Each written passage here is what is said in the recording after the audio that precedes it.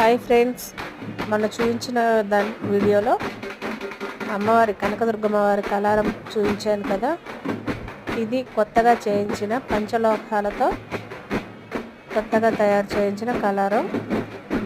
మాకు ప్రతి సంవత్సరం కూడా దసరా అప్పుడు దుర్గాష్టమి రోజు ఈ కనకదుర్గమ్మ వారి కలారం, నరసింహస్వామి కలారం, అలాగే కాళికమ్మ వారి కలారం, ఈ మూడు కలారాలని నైట్ అంతా ఊరేగిస్తారు.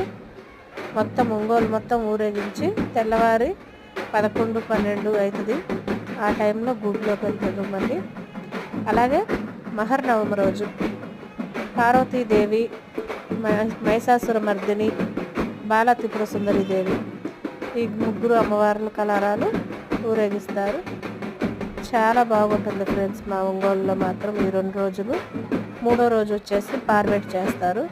అదే మనం దసరా రోజు 5 పూజలు చేస్తాం కదా, ఆ రోజు మాత్రం మాకు పార్వేట్ చేస్తారు. ఒంగోలులో దీనికి ఒక ప్రత్యేకత.